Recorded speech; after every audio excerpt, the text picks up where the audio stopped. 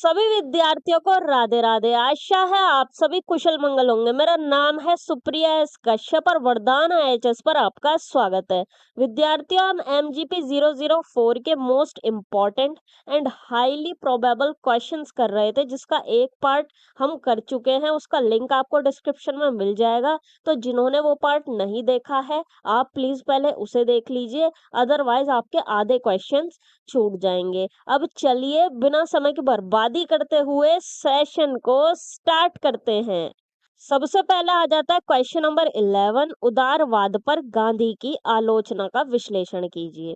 इसमें बताना है कि गांधी जी उदारवाद की आलोचना क्यों करते थे। ठीक है, तो सबसे पहले ये समझ लो कि उदारवाद होता क्या है। तो उदारवाद एक ऐसी विचारधारा है जो व्यक्ति की स्वतंत्रता, अधिकार, लोकतंत्र और व्यक्तिगत विकास पर, यानी कि उसके पर्सनल या फिर इंडिविजुअल विकास पर किसी व्यक्ति के ज्यादा जोर देती है। ठीक है, समाज की ये बात नहीं करते कि हाँ भाई मेरी जिंदगी मैं जैसे जीऊं ये वो फलाना ढिकना, मतलब सब कुछ मैं मेरा ऐसे इसमें चलता है। मतलब कि हर इंसान को अपनी जिंदगी अपने तरीके से जीने की आजादी होनी चाहिए। अब सुनने में तो ये बहुत अच्छा लगता है, और गांधी जी भी पूरी तरह से उदारवाद के खिलाफ नहीं थे, लेकिन उन्हें लगा कि उदारवाद में कुछ बड़ी कमियां हैं, और उन्हीं कमियों की गांधी जी ने आलोचना की।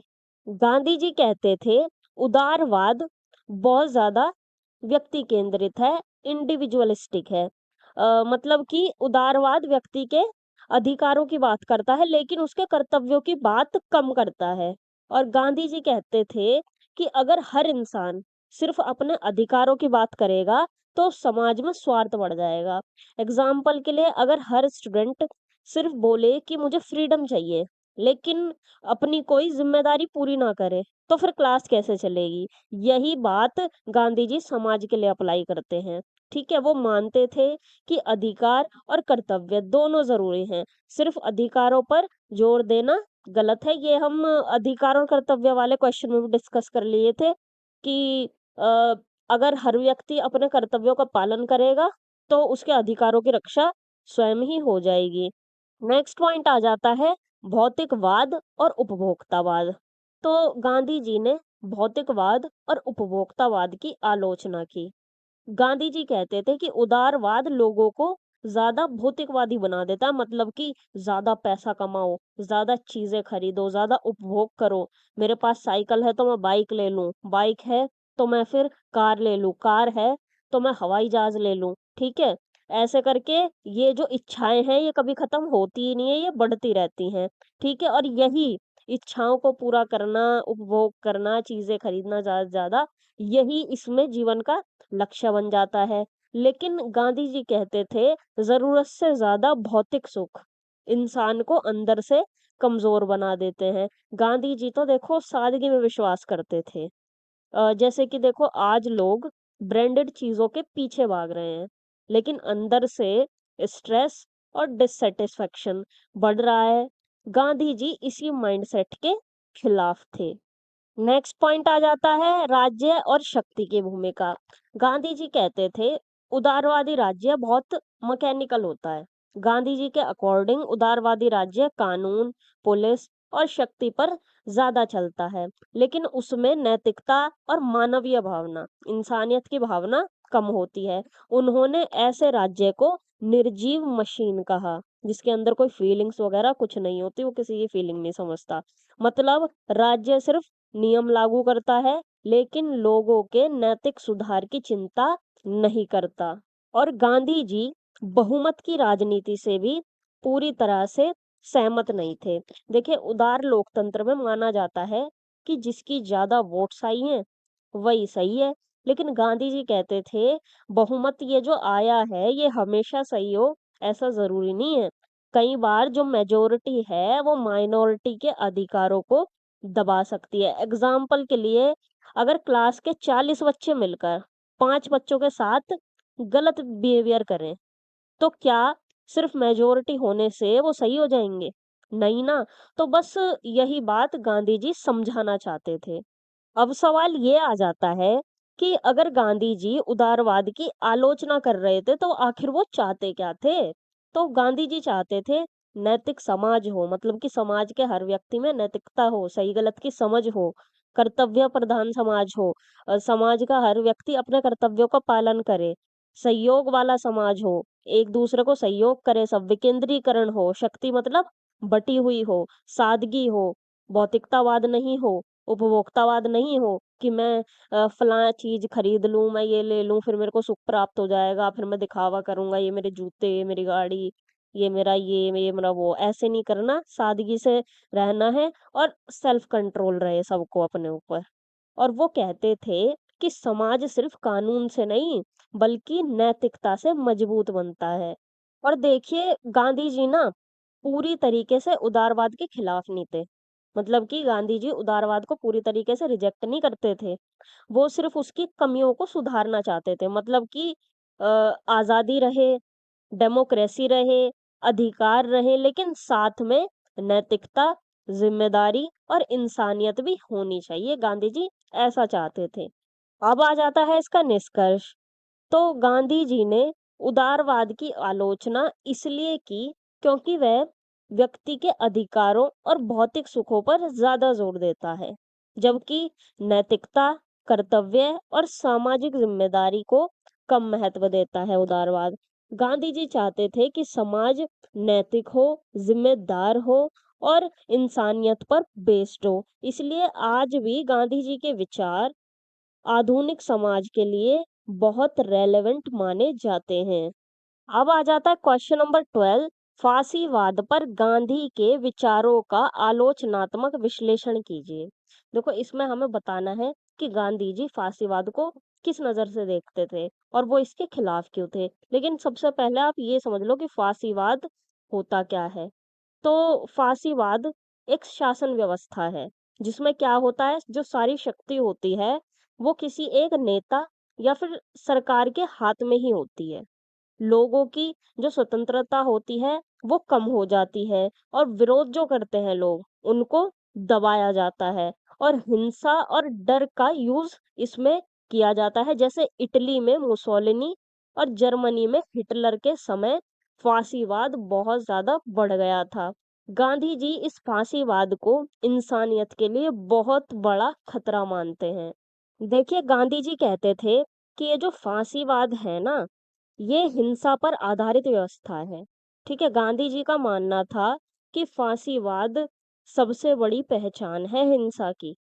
इस व्यवस्था में सरकार डर, सेना, पुलिस और बल प्रयोग यानी कि फोर्स का यूज के जरिए लोगों को कंट्रोल करती है। अब एग्जाम्पल के लिए अगर कोई टीचर बच्चों को समझा कर नहीं प्यार से बल्कि हमेशा उनको डरा डरा करके कंट्रोल करे, तो बच्चे उससे क्या प्यार करेंगे? नहीं करेंगे, सिर्फ उससे डरेंगे। तो फांसीवाद भी ऐसा ही है।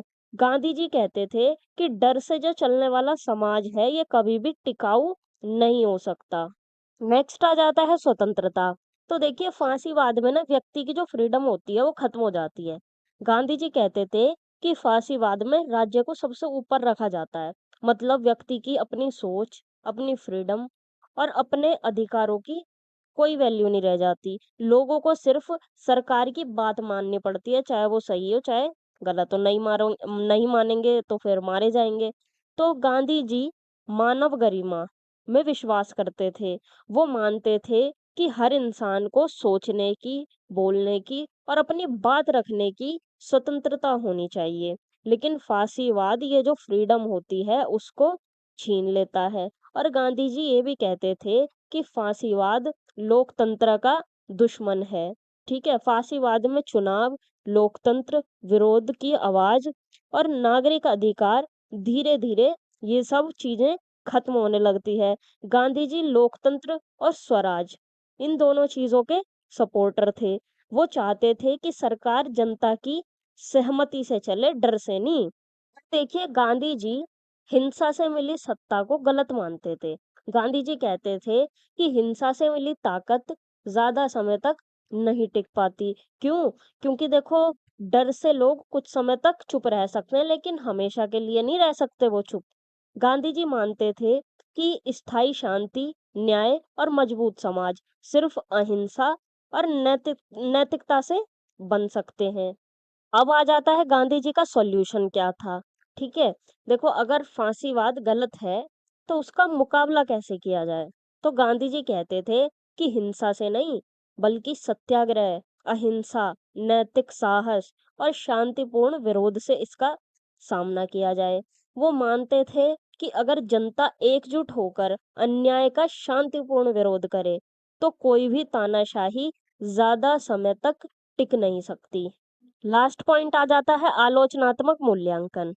तो कुछ आलोचक जो हैं वो गांधी जी की इस सोच को आदर्शवादी मानते थे और कुछ लोग कहते थे कि तानाशाहों के सामने अहिंसा काम नहीं करेगी। हम वहां पे व्रत रखने लग गए, हड़ताल करने लग गए, प्रदर्शन करने लग गए तो उससे कुछ नहीं होगा, वो हमको मार देंगे तानाशाह। ठीक है, हिटलर मुसोलिनी के आगे ये सब चलेगा, सत्याग्रह वगैरह वगैरह नहीं चलेगा, वो भाई हमको जान से मार देगा, तो उधर अहिंसा नहीं चलने वाली। अ, उन आलोचकों को लगता था कि हिंसक सरकारों को रोकने के लिए हिंसा जरूरी है, लेकिन गांधी जी कहते थे अगर हम हिंसा से हिंसा खत्म करेंगे तो उससे नई हिंसा पैदा होगी।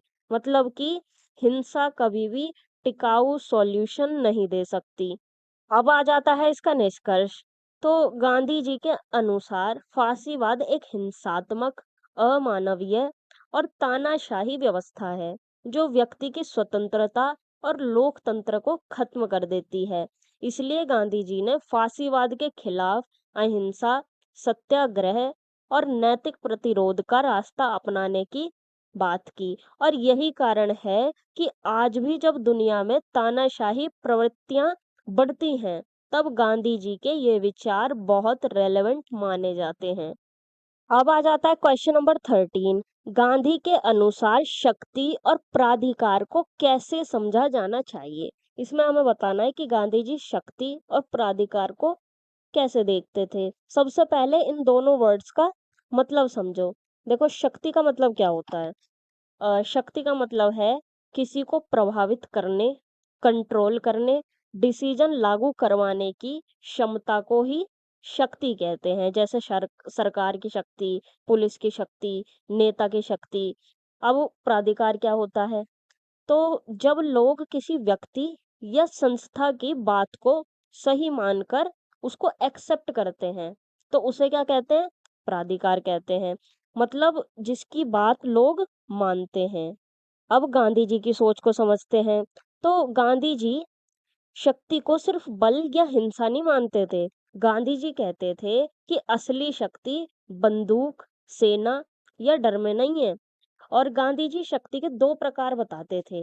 एक तो बताते थे वो हिंसात्मक शक्ति, मतलब जो डर, बल और दमन पर बेस्ड होती है। फिर वो दूसरी बताते थे नैतिक शक्ति। इसमें सत्य, अहिंसा और आत्मबल से ये शक्ति पैदा होती है। गांधी जी के अनुसार जो नैतिक शक्ति है वही सबसे बड़ी शक्ति है। एग्जाम्पल के लिए अगर कोई इंसान लोगों को डराकर अपनी बात मनवाए तो लोग उसकी बात मजबूरी में मानेंगे। लेकिन अगर कोई प्यार, सत्य और ईमानदारी से लोगों का विश्वास जीत ले तो लोग उसके बाद दिल से उसकी बात मानेंगे। तो गांधी जी दूसरी वाली शक्ति को असली शक्ति मानते थे। और गांधी जी कहते थे हिंसा वाली जो शक्ति है ये ज्यादा समय तक नहीं टिकती। गांधी जी मानते थे कि जो शक्ति डर और हिंसा पर बेस्ड होती है वो टेम्पररी होती है, क्योंकि लोग अंदर से उसे एक्सेप्ट नहीं करते, वो सिर्फ डर की वजह से चुप रहते हैं। लेकिन नैतिक शक्ति लंबे समय तक प्रभाव डालती है। और यही कारण था कि गांधी जी ने अंग्रेजों के खिलाफ भी अहिंसा का रास्ता अपनाया। नेक्स्ट पॉइंट आ जाता है प्राधिकार या नैतिक आधार। तो गांधी जी के अनुसार प्राधिकार यानी कि अथॉरिटी का जो आधार है वो नैतिकता होनी चाहिए। गांधी जी कहते थे किसी सरकार या नेता का अधिकार सिर्फ कानून से नहीं आता। असल जो प्राधिकार है वो तब मिलता है जब जनता उस पर विश्वास करे और उसे न्यायपूर्ण माने और नैतिक रूप से सही समझे। मतलब अगर कोई सरकार अन्याय करने लगे तो उसका जो नैतिक अधिकार है वो खत्म हो जाता है। नेक्स्ट पॉइंट आ जाता है शक्ति, प्राधिकार और नागरिक। गांधी जी कहते थे जो असली शक्ति है वो जनता के पास होती है। गांधी जी मानते थे कि असली ताकत जनता है, शासक नहीं।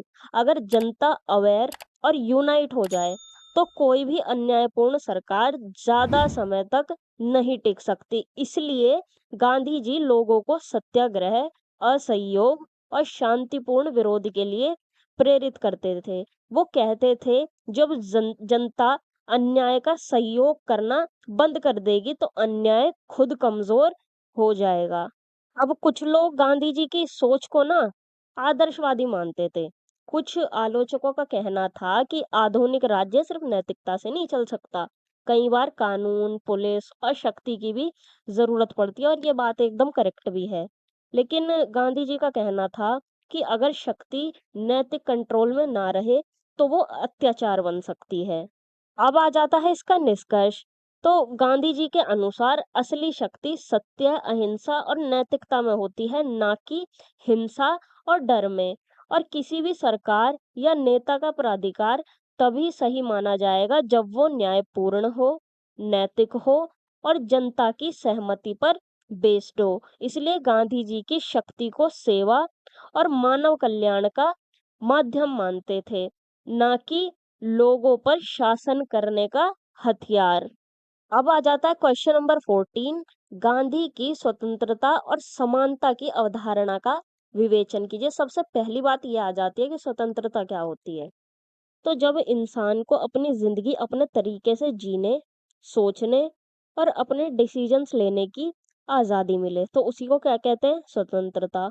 समानता क्या होती है, तो जब सभी लोगों को बराबरी का सम्मान, अवसर और अधिकार मिले तो उसे क्या कहते हैं, समानता कहते हैं। अब गांधी जी की सोच को समझते हैं। तो देखिए, गांधी जी के लिए स्वतंत्रता सिर्फ ये नहीं थी कि अंग्रेजों से आजादी मिल जाए। गांधी जी कहते थे कि स्वतंत्रता का मतलब सिर्फ विदेशी शासन से मुक्ति पा लेना नहीं है। वो स्वराज की बात करते थे, और स्वराज का मतलब था आत्मशासन, आत्मनियंत्रण और खुद पर कंट्रोल। मतलब अगर इंसान अपने लालच, गुस्से और बुरी आदतों पर कंट्रोल नहीं कर सकता तो फिर वो सच में स्वतंत्र है ही नहीं गांधी जी की नजरों में। एग्जाम्पल के लिए, अगर कोई इंसान मोबाइल या गुस्से का गुलाम बन जाए तो बाहर से फ्री होने के बाद भी वो अंदर से फ्री नहीं है। यही बात गांधी जी समझाना चाहते थे। और देखिए, गांधी जी ना स्वतंत्रता को नैतिकता से जोड़ते थे। गांधी जी कहते थे कि फ्रीडम का मतलब मनमानी करना नहीं है। आज कई लोग सोचते हैं कि जो मेरा मन करेगा, जैसे मेरा मन करेगा मैं तो वैसे वही करूंगा और यही मेरी फ्रीडम है। और अगर मुझे किसी किसी ने ऐसा करने से रोका, मेरी मनमानी करने से रोका, तो फिर मेरे भाई स्वतंत्रता के अधिकार का हनन हो गया। लेकिन गांधी जी ऐसा नहीं मानते थे। वो कहते थे कि सच्ची स्वतंत्रता वही है जिसमें इंसान जिम्मेदारी और नैतिकता के साथ जिए। मतलब कि फ्रीडम के साथ सेल्फ डिसिप्लिन भी जरूरी है। नेक्स्ट पॉइंट आ जाता है समानता की गांधीवादी अवधारणा।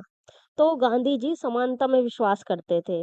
गांधी जी मानते थे कि सभी इंसान बराबर हैं। उनके अनुसार जाति, धर्म, रंग, लिंग, इन सारी चीजों के आधार पर भेदभाव करना गलत है। इसलिए गांधी जी छुआछूत, जातिवाद और सामाजिक भेदभाव के खिलाफ थे।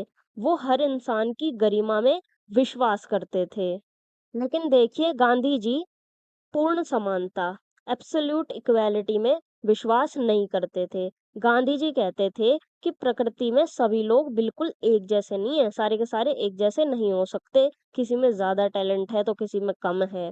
कोई शारीरिक रूप से मजबूत होता है तो कोई कमजोर होता है। लेकिन इसका मतलब ये कतई नहीं है कि किसी को कम सम्मान मिला और किसी को ज्यादा। गांधी जी कहते थे हर इंसान को बराबर सम्मान, अवसर और अधिकार मिलने चाहिए। नेक्स्ट पॉइंट आ जाता है स्वतंत्रता और समानता का पारस्परिक संबंध। गांधी जी के अनुसार स्वतंत्रता और समानता दोनों साथ साथ जरूरी हैं। गांधी जी कहते थे अगर फ्रीडम होगी लेकिन इक्वालिटी नहीं होगी तो सिर्फ कुछ ही लोग फ्रीडम को एंजॉय करेंगे, और अगर इक्वालिटी होगी लेकिन फ्रीडम नहीं होगी तो इंसान की जो इंडिविजुअलिटी है वो खत्म हो जाएगी। मतलब दोनों ये जो चीजें हैं ये एक दूसरे की पूरक हैं।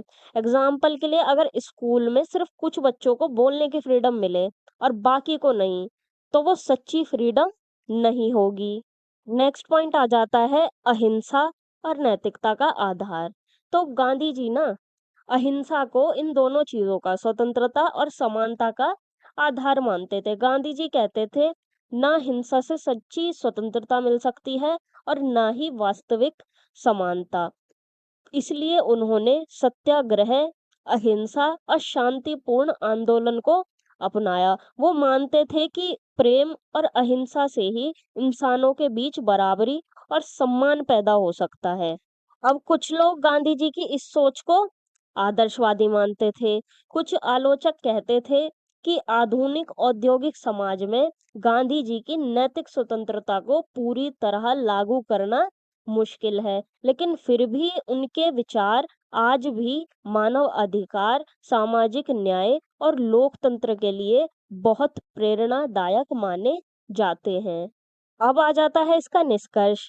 गांधी जी के अनुसार सच्ची स्वतंत्रता केवल बाहरी आजादी नहीं, बल्कि आत्मनियंत्रण और नैतिक जीवन है। और समानता का मतलब है हर इंसान को बराबर सम्मान, अवसर और अधिकार मिलना। इसलिए गांधी जी स्वतंत्रता और समानता दोनों को मानव गरिमा और अहिंसा से जोड़ते थे।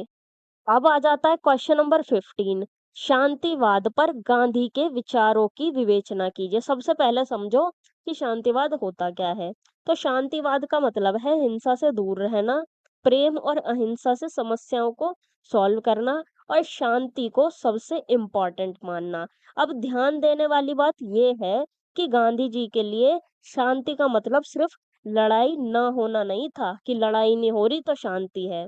वो कहते थे कि जहां अन्याय, भेदभाव और हिंसा है, वहां असली शांति हो ही नहीं सकती।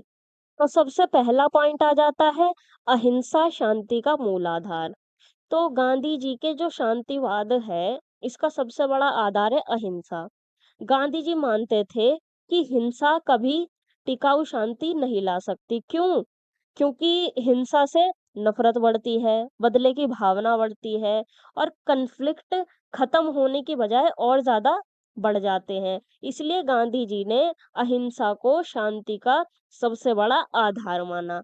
अब एग्जाम्पल के लिए अगर दो लोग गुस्से में लड़ रहे हो और दोनों मारपीट शुरू कर दें, तो समस्या खत्म नहीं होगी, बल्कि और ज्यादा बढ़ जाएगी। लेकिन अगर एक जना शांत रहकर बात करे, तो समाधान निकल सकता है। यही गांधी जी की सोच थी। लेकिन आजकल चुप रहने को या सहने को लोग समझते हैं कि ये तो कमजोर है, कायर है। ऐसी होता है ना आजकल तो।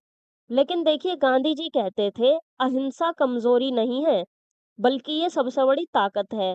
कई लोग सोचते हैं कि अहिंसा मतलब डरपोक होना है। कई लोग क्या, सारे ही ये सोचते हैं आजकल तो, ठीक है, सब लोग यही सोचते हैं। लेकिन गांधी जी ऐसा बिल्कुल नहीं मानते थे। वो कहते थे हिंसा तो करना आसान है, लेकिन गुस्से और नफरत पर कंट्रोल करना सबसे बड़ी बहादुरी है। मतलब असली हिम्मत बंदूक उठाने में नहीं है, बल्कि शांति बनाए रखने में है। नेक्स्ट पॉइंट आ जाता है सत्य और शांति का संबंध। तो गांधी जी सत्य और शांति को एक दूसरे से जोड़ते थे। गांधी जी कहते थे कि जहां झूठ और अन्याय होगा, वहां सच्ची शांति नहीं हो सकती। अगर कोई समाज बाहर से शांत दिखे, लेकिन अंदर अन्याय, भ्रष्टाचार और शोषण हो रहा हो, तो वो नकली शांति है। इसलिए गांधी जी कहते थे सच्ची शांति के लिए सत्य और न्याय जरूरी है। नेक्स्ट पॉइंट आ जाता है व्यक्ति और सामाजिक शांति। तो गांधी जी के अकॉर्डिंग शांति की शुरुआत व्यक्ति से होती है। गांधी जी कहते थे अगर इंसान खुद के अंदर गुस्सा, नफरत और हिंसा रखेगा, तो समाज में शांति कभी नहीं आ सकती। मतलब शांति बाहर लाने से पहले इंसान को खुद के अंदर शांति लानी होगी। जैसे कि अगर क्लास का हर बच्चा खुद डिसिप्लिन में रहे, तो पूरी क्लास ऑटोमेटिकली शांत हो जाएगी। और गांधी जी ना सामाजिक शांति की भी बात करते थे। गांधी जी कहते थे कि समाज में असमानता और भेदभाव भी हिंसा का रूप है, जैसे जातिवाद, गरीबी, छुआछूत, शोषण। ये सब समाज में अशांति पैदा करता है। इसलिए गांधी जी चाहते थे कि समाज में बराबरी हो, न्याय हो और सभी को सम्मान मिले। नेक्स्ट पॉइंट आ जाता है राजनीति में शांति संघर्ष। तो गांधी जी ने राजनीति में भी शांति को अपनाया। गांधी जी ने सिर्फ शांतिवाद की बातें नहीं की, बल्कि राजनीति में भी शांतिपूर्ण संघर्ष को अपनाया। उन्होंने सत्याग्रह, असहयोग आंदोलन और शांतिपूर्ण अवज्ञा के जरिए अंग्रेजों का विरोध किया। वो मानते थे कि सरकार की असली शक्ति जनता की नैतिक सहमति से आती है, डर से नहीं। और देखिए, साथ ही साथ गांधी जी अंतरराष्ट्रीय शांति के भी सपोर्टर थे। गांधी जी सिर्फ भारत की शांति नहीं चाहते थे, बल्कि पूरी दुनिया में शांति चाहते थे। वो युद्ध, हथियारों की दौड़ या फिर होड़ और साम्राज्यवाद को विश्व शांति के लिए सबसे बड़ा खतरा मानते थे। उनका विश्वास था कि दुनिया में टिकाऊ शांति तभी आएगी जब देश सहयोग करें, अहिंसा अपनाएं और इंसानियत को प्रायोरिटी दें। लास्ट पॉइंट आ जाता है आलोचनात्मक मूल्यांकन। कुछ लोग गांधी जी की शांतिवाद को आदर्शवादी मानते थे। कुछ आलोचक कहते थे कि हर सिचुएशन में अहिंसा प्रैक्टिकल नहीं होती। आलोचकों को लगता था कभी कभी युद्ध भी जरूरी हो सकता है। अब देखो, पाकिस्तान ने पहलगाम अटैक किया, तो चुपचाप तो बैठ नहीं सकते थे, या फिर उसको प्यार से तो समझा नहीं सकते थे, प्यार से तो वो मानता नहीं है। तो फिर उसका जवाब देना पड़ा, ऑपरेशन सिंदूर करना पड़ा। ठीक है, तो कभी कभी युद्ध भी जरूरी होते हैं। लेकिन गांधी जी का कहना था कि हिंसा कुछ समय के लिए समस्या को दबा सकती है, लेकिन परमानेंट सॉल्यूशन नहीं दे सकती। अब आ जाता है इसका निष्कर्ष। गांधी जी के अकॉर्डिंग सच्ची शांति केवल युद्ध होने का नाम नहीं है, कि युद्ध नहीं हो रहा तो भाई शांति आ गई, बल्कि सत्य, अहिंसा, न्याय और इंसानियत पर आधारित जीवन, वो है शांतिवाद। वो मानते थे कि व्यक्ति, समाज और राष्ट्र तीनों को अहिंसा और नैतिकता अपनानी चाहिए। और यही कारण है कि आज भी जब दुनिया में शांति की बात होती है, तो गांधी जी का नाम सबसे पहले लिया जाता है। देखिए, सेशन अगर आपको हेल्पफुल लग रहा है तो इसको लाइक कर दीजिए और अपने दोस्तों के साथ भी इसको शेयर कीजिए, और चैनल को भी सब्सक्राइब कर लीजिए। अदर सब्जेक्ट के भी ऐसे ही एग्जाम ओरिएंटेड सेशंस आपको यहीं पर मिलने वाले हैं। अब चलिए आगे बढ़ते हैं। अब आ जाता है क्वेश्चन नंबर 16। गांधी के अनुसार शांतिपूर्ण विश्व व्यवस्था की आवश्यकताएं क्या हैं? तो इसमें हमें बताना है कि गांधी जी कैसी विश्व व्यवस्था चाहते थे जिससे पूरी दुनिया में स्थायी शांति बनी रहे। लेकिन उससे पहले आप ये समझो कि विश्व व्यवस्था का मतलब क्या होता है। तो दुनिया के जो सारे देश हैं ना, इन सभी देशों के बीच ऐसा संबंध और ऐसा सिस्टम जिसमें शांति हो, सहयोग हो, न्याय हो और युद्ध ना हो। अब गांधी जी का मानना था कि दुनिया में सिर्फ युद्ध रोक देने से शांति नहीं आएगी, कि भाई युद्ध नहीं हो रहा कहीं भी तो मतलब की शांति है। बल्कि गांधी जी कहते थे सच्ची विश्व शांति तभी आएगी जब पूरी दुनिया नैतिकता, सत्य और अहिंसा पर चले, जो कि नहीं चलती है। देखिए, गांधी जी के अकॉर्डिंग विश्व शांति का सबसे बड़ा आधार है अहिंसा। ठीक है, सबसे बड़ा आधार है ये अहिंसा। गांधी जी कहते थे कि अगर देश हमेशा युद्ध, हथियार और ताकत पर भरोसा करेंगे तो दुनिया में कभी टिकाऊ शांति आ ही नहीं सकती। इसलिए वो अहिंसा को शांतिपूर्ण विश्व व्यवस्था की पहली शर्त मानते थे, कि भाई सबसे पहली शर्त तो ये है कि सब अहिंसा का पालन करें, तभी विश्व में आ पाएगी शांति। मतलब देशों को हिंसा और युद्ध छोड़कर बातचीत और सहयोग का रास्ता अपनाना चाहिए। एग्जाम्पल के लिए, अगर दो लोग हर छोटी बात पर लड़ने लगे तो उनके बीच कभी अच्छी रिलेशनशिप नहीं बन सकती। ठीक वैसे ही देशों के बीच भी अहिंसा जरूरी है।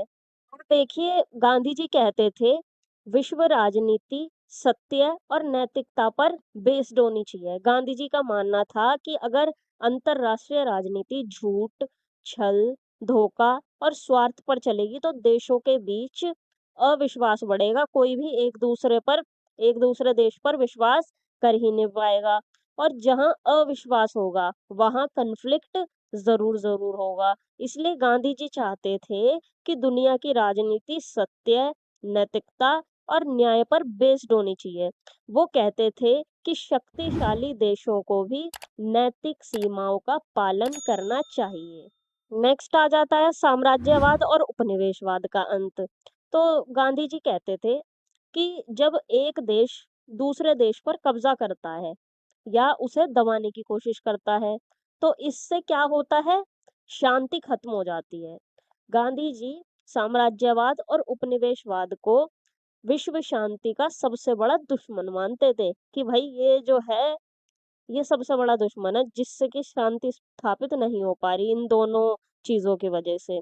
मतलब कोई भी देश दूसरे देश पर राजनीतिक, आर्थिक या सैन्य प्रेशर ना डाले। गांधी जी चाहते थे कि सभी देशों को बराबरी और स्वतंत्रता मिले।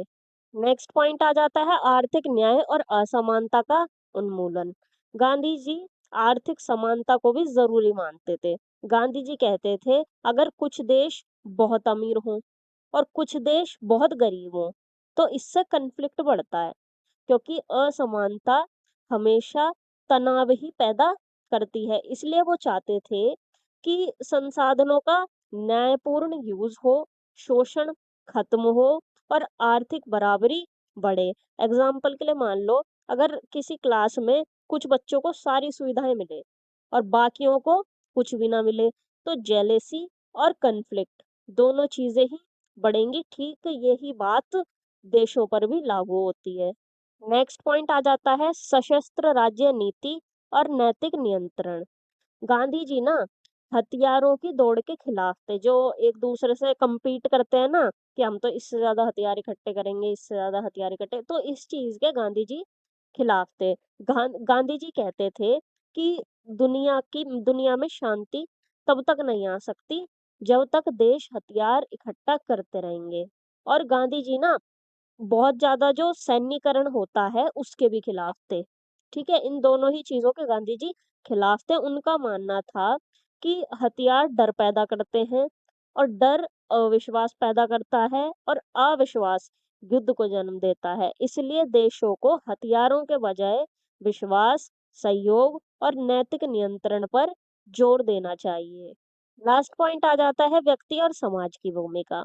देखिए गांधी जी कहते थे सिर्फ सरकारें शांति नहीं ला सकती, जब तक लोग खुद नफरत, लालच और हिंसा को नहीं छोड़ेंगे तब तक दुनिया में शांति पॉसिबल ही नहीं है। मतलब कि विश्व शांति की जो शुरुआत है वो व्यक्ति से होती है। और देखिए ये जो गांधी जी की विश्व व्यवस्था है ये नैतिकता पर बेस्ड थी। गांधी जी ऐसी दुनिया चाहते थे जहां देश एक दूसरे का सम्मान करें, युद्ध के बजाय बातचीत करें, ताकत के बजाय नैतिकता हो और इंसानियत को सबसे ऊपर रखा जाए। वो पूरी दुनिया को एक परिवार की तरह देखते थे। अब आ जाता है निष्कर्ष। गांधी जी के अकॉर्डिंग शांतिपूर्ण विश्व व्यवस्था की नींव अहिंसा, सत्य, नैतिकता, आर्थिक न्याय और सभी देशों की समानता पर टिकी होनी चाहिए। वो मानते थे कि स्थायी विश्व शांति केवल हथियारों से नहीं बल्कि मानवता, सहयोग और नैतिक मूल्यों से स्थापित की जा सकती है। अब आ जाता है क्वेश्चन नंबर 17, संवैधानिक वाद पर गांधी के विचारों की विवेचना कीजिए कि संवैधानिक वाद पर गांधी जी का क्या पॉइंट ऑफ व्यू है। लेकिन सबसे पहली बात यह आ जाती है कि संवैधानिक वाद क्या होता है। देखिए संवैधानिक वाद का मतलब होता है कि देश का जो शासन है वो संविधान और कानून के अकॉर्डिंग चलना। मतलब कि जो सरकार है वो भी संविधान के नियमों के अंदर रह करके काम करे, ना कि अपनी मनमानी करे। अब गांधी जी संविधान के खिलाफ नहीं थे, लेकिन वो मानते थे कि सिर्फ कानून बना देने से अच्छा समाज नहीं बनता। वो कहते थे कि अगर संविधान में नैतिकता नहीं होगी तो वो लोगों को सच्चा न्याय नहीं दे पाएगा। देखिए गांधी जी सिर्फ कानूनों तक सीमित जो संवैधानिकवाद है उसकी साइड नहीं थे। गांधी जी कहते थे कि आधुनिक संवैधानिकवाद जो है ये बहुत ज्यादा लिखित कानूनों, अधिकारों और संस्थाओं के ऊपर डिपेंड करता है। लेकिन अगर समाज के लोग नैतिक नहीं होंगे तो अगर सबसे अच्छे से अच्छा संविधान भी उनको ला करके दे दोगे तो वो भी फेल हो जाएगा। एग्जाम्पल के लिए अगर स्कूल के रूल्स बहुत ज्यादा अच्छे हैं लेकिन वहाँ के जो स्टूडेंट्स हैं और टीचर्स हैं, वो ईमानदार नहीं है, तो क्या स्कूल सही से चल पाएगा? नहीं ना। बस यही बात गांधी जी संविधान के बारे में कहा करते थे। नेक्स्ट पॉइंट आ जाता है नैतिकता का तत्व। गांधी जी ना संविधान को नैतिकता के साथ जोड़ते थे। गांधी जी के अकॉर्डिंग किसी भी संविधान की असली ताकत उसकी नैतिकता में होती है। वो कहते थे कि अच्छे लोग, अगर मामूली सा संविधान भी है तो उससे भी अच्छा शासन वो चला सकते हैं, लेकिन बुरे लोग अच्छे संविधान को भी खराब बना सकते हैं। मतलब कि संविधान से ज्यादा जरूरी लोगों का चरित्र, ईमानदारी और नैतिक व्यवहार है। देखिए गांधी जी ना शांतिपूर्ण अवज्ञा के सपोर्टर थे। वो कहते थे अगर सरकार गलत कानून बनाए तो जनता को उसका विरोध करना चाहिए, लेकिन हिंसा से नहीं, बल्कि सत्याग्रह, अहिंसा और शांतिपूर्ण अवज्ञा के जरिए। नेक्स्ट पॉइंट आ जाता है विकेंद्रीकरण और ग्राम स्वराज। देखिए गांधी जी केंद्रीकरण के खिलाफ थे। गांधी जी ने चाहते थे कि सारी शक्ति सिर्फ केंद्र सरकार के पास हो।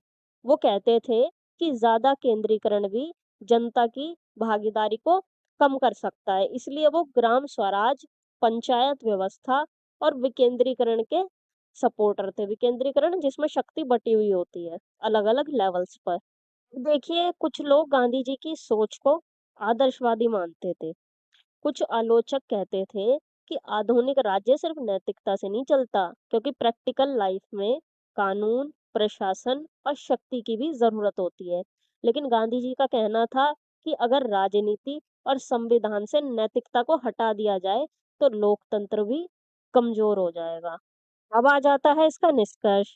गांधी जी के अकॉर्डिंग संवैधानिक वाद केवल कानूनों और संस्थाओं तक लिमिटेड नहीं होना चाहिए, बल्कि वो सत्य, अहिंसा, नैतिकता और नागरिक कर्तव्य पर बेस्ड होना चाहिए। वो मानते थे कि संविधान तभी सफल होगा जब नागरिक नैतिक हो, शासन न्यायपूर्ण हो और लोकतंत्र जनता की भागीदारी से चले। तो आ जाता है क्वेश्चन नंबर 18। समाजवाद और साम्यवाद पर गांधी की आलोचना स्पष्ट कीजिए। इसमें बताना है कि गांधी जी समाजवाद और साम्यवाद को किस नजर से देखते थे और इन दोनों चीजों की आलोचना क्यों किया करते थे। सबसे पहली बात आ जाती है समाजवाद क्या होता है। तो देखो समाजवाद एक विचारधारा है, ठीक है, और इसमें क्या होता है, आर्थिक समानता, गरीबी खत्म करने और शोषण रोकने पर जोर दिया जाता है, ठीक है।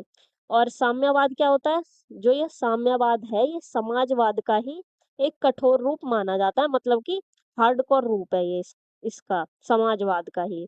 इसमें निजी संपत्ति खत्म करने, राज्य को शक्तिशाली बनाने और क्रांति के जरिए समानता लाने की बात होती है, ठीक है।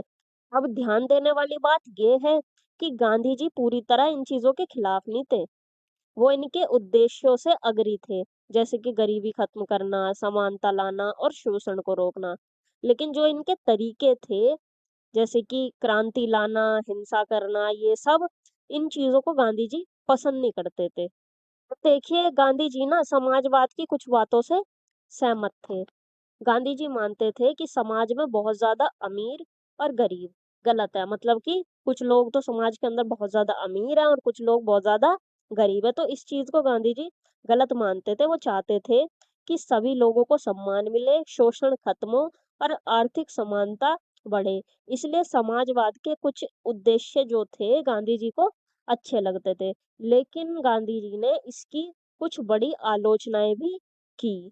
जैसे कि देखिए गांधी जी राज्य के बहुत ज्यादा कंट्रोल के खिलाफ थे। गांधी जी कहते थे कि समाजवाद में राज्य की शक्ति बहुत ज्यादा बढ़ जाती है, मतलब हर चीज सरकार के कंट्रोल में हो जाती है, ठीक है, सरकार हर चीज को कंट्रोल करने लगती है। इससे क्या होता है, जो व्यक्ति की स्वतंत्रता होती है वो कम हो जाती है। अभी पीछे ही पड़ा है, गांधी जी केंद्रीकरण के खिलाफ थे।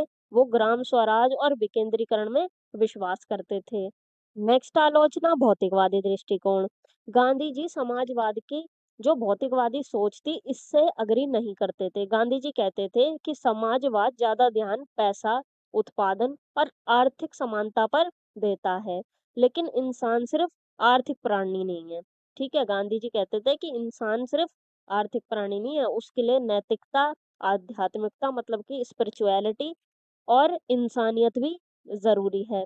गांधी जी चाहते थे कि विकास केवल आर्थिक नहीं, बल्कि नैतिक भी होना चाहिए, मतलब कि आर्थिक विकास भी हो, आर्थिक समानता आए, लेकिन नैतिक विकास भी बहुत ज़्यादा ज़रूरी है। नेक्स्ट आलोचना बलपूर्वक समानता। तो गांधी जी जबरदस्ती की समानता के खिलाफ थे।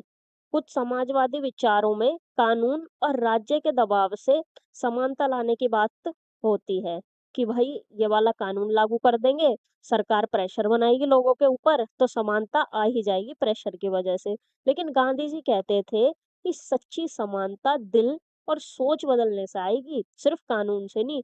मतलब अगर लोगों के अंदर नैतिक परिवर्तन नहीं होगा तो समाज में स्थायी समानता नहीं आ सकती, मतलब कि लंबे समय तक के लिए नहीं आएगी। गांधी जी कह रहे हैं कि अंदर से निकलना चाहिए कि हाँ भाई मैं इतना ज्यादा अमीर हूँ, बाकी बाकी जगह गरीबी फैली हुई है, तो वो खुद इस चीज को सोचे, अपने अंतरात्मा से उनके निकलना चाहिए, ऐसे नहीं कि जबरदस्ती उनसे मनवा लिया गया।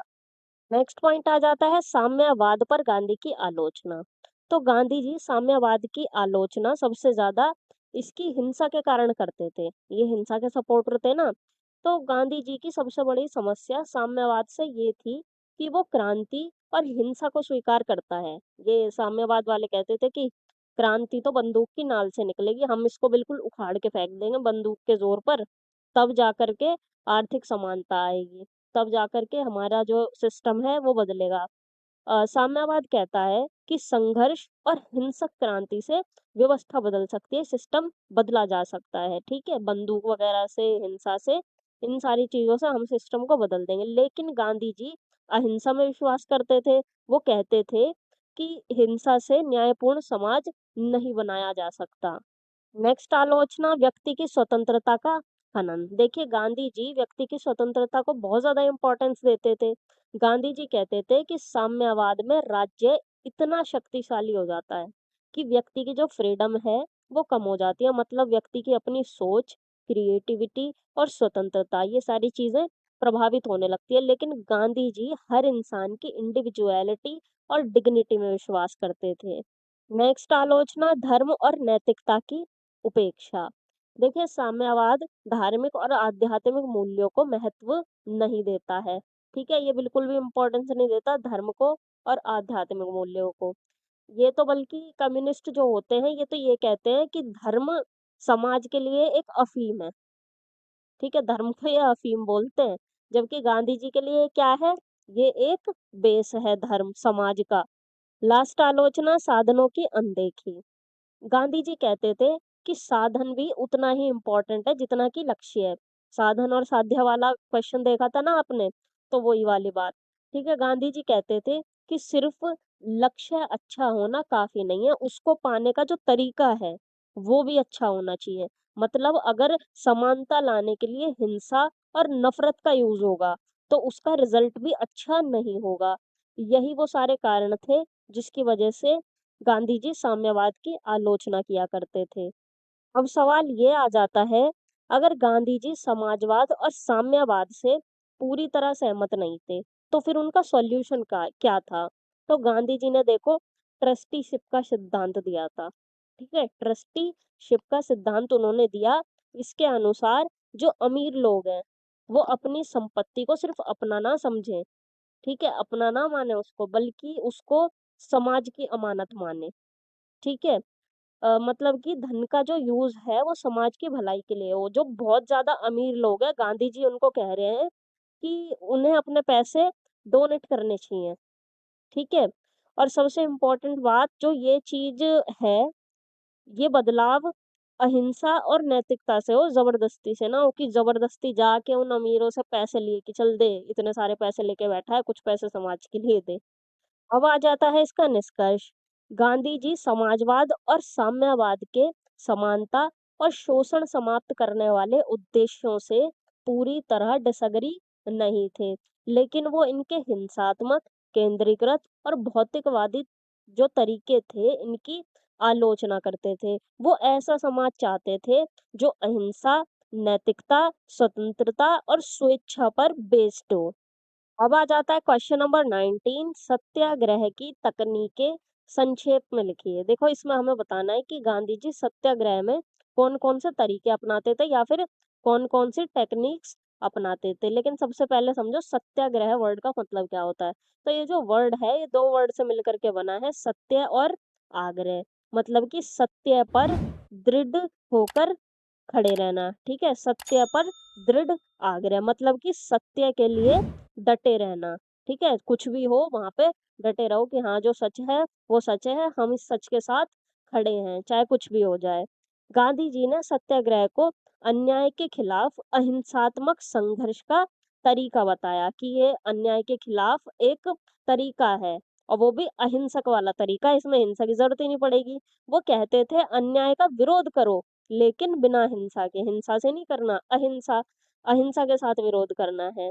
अब सत्याग्रह एक विचार नहीं था केवल, ठीक है। ये एक विचार नहीं है, ये एक विचारधारा नहीं है, बल्कि इसमें कई प्रैक्टिकल टेक्निक्स यूज की जाती थी, जिसमें सबसे पहली टेक्निक आ जाती है असहयोग।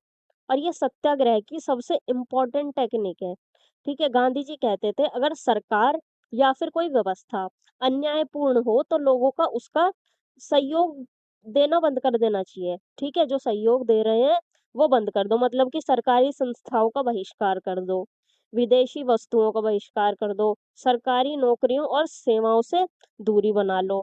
इस टाइप के कदम हमको उठाने होंगे। एग्जाम्पल के लिए अगर कोई देखो गलत काम कर रहा है कोई व्यक्ति और फिर सभी लोग उसका साथ देना बंद कर दे तो क्या होगा, उसकी ताकत कम हो जाएगी। बस असहयोग का भी यही आइडिया है। गांधी जी ने अंग्रेजों के खिलाफ असहयोग आंदोलन भी चलाया था, जिसके बारे में आप सब बहुत ज्यादा अच्छी तरीके से जानते हैं। दूसरी इंपॉर्टेंट टेक्निक आ जाती है शांतिपूर्ण अवज्ञा। इसमें जो अन्यायपूर्ण कानून है उनका जानबूझ करके विरोध किया जाता है, लेकिन हिंसा नहीं की जाती। गांधी जी कहते थे अगर कोई कानून गलत है तो उसे शांतिपूर्ण तरीके से तोड़ो और उसके बाद जो सजा मिल रही है उस सजा को भी शांति से एक्सेप्ट करो।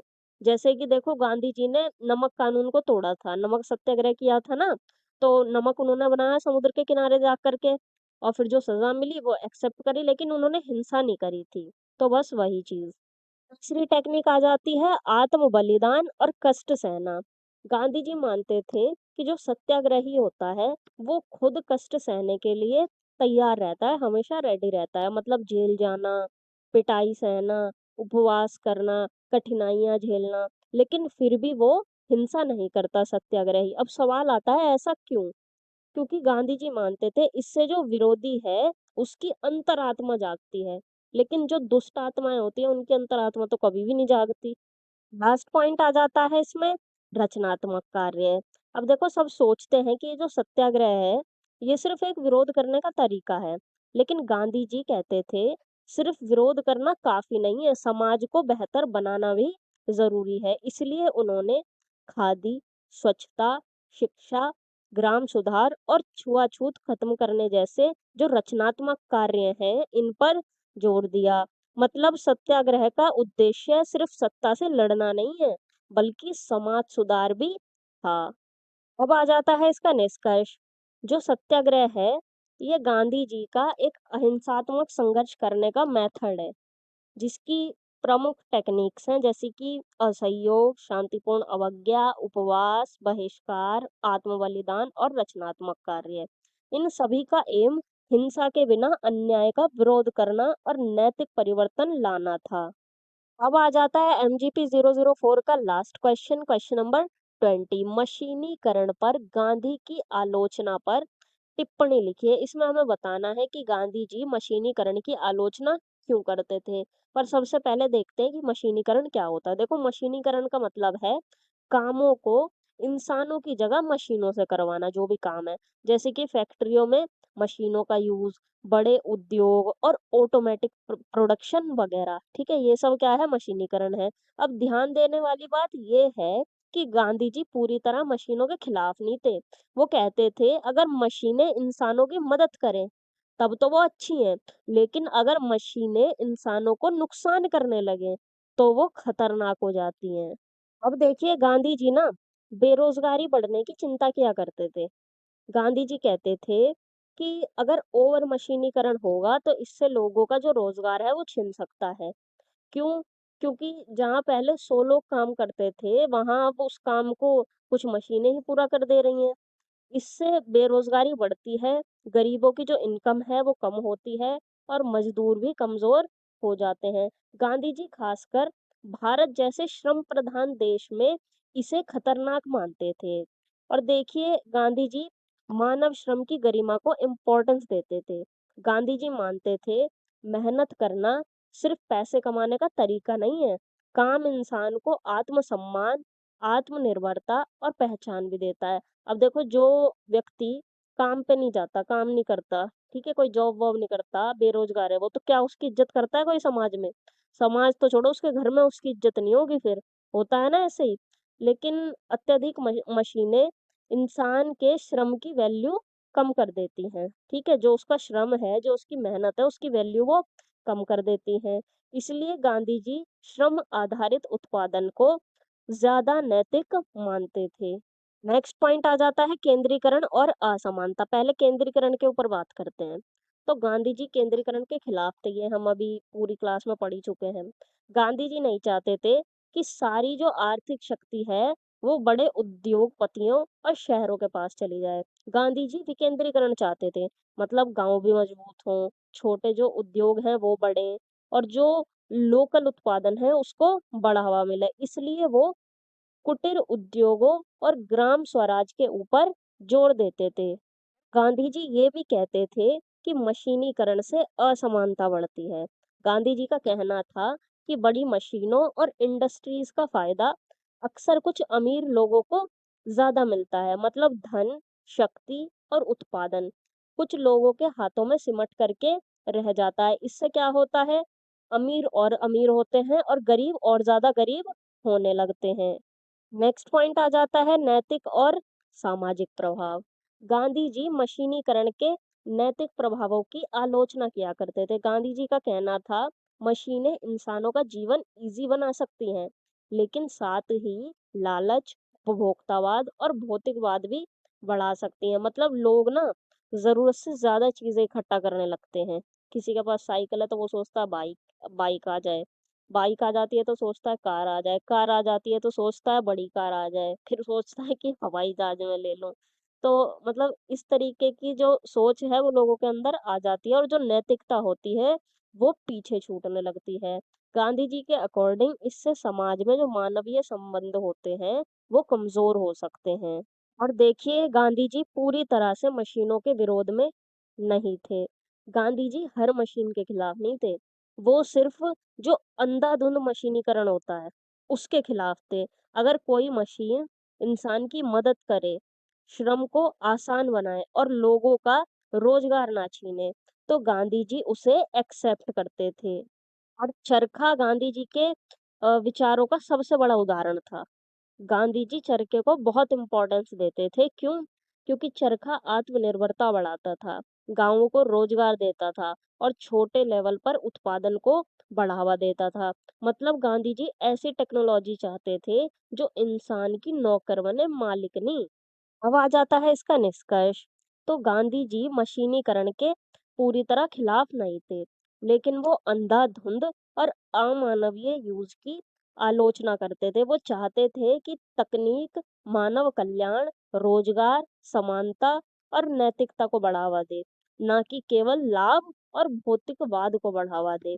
यहाँ पर आपका MGP 004 हो जाता है पूरी तरीके से कंप्लीट। और मैं आशा करती हूँ कि ये 10 के 10 क्वेश्चंस और पिछले पार्ट के भी 10 क्वेश्चंस आपको अच्छे से समझ आ गए होंगे।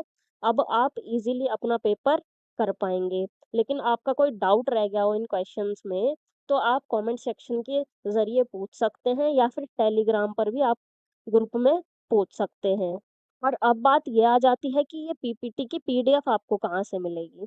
तो इसकी पीडीएफ आपको मिलेगी टेलीग्राम चैनल से, और साथ ही इस पीपीटी के डिटेल्ड नोट्स भी आपको उधर ही से मिलेंगे। तो आप इन दोनों को उधर से डाउनलोड कर सकते हैं और आप इसको देख सकते हैं जिनको देखना है। बाकी तो इस सेशन से ही आपका सब कुछ क्लियर हो गया होगा, लेकिन जिनको चाहिए वो उधर से डाउनलोड कर सकते हैं और टेलीग्राम चैनल को भी सब्सक्राइब कर लेना, क्योंकि वहाँ पर भी हम एमएचआई की जो वैल्यूएबल पीडीएफ्स होती हैं, एग्ज़ाम ओरिएंटेड जो कंटेंट होता है आपका, वो हम उधर अपलोड करते रहते हैं।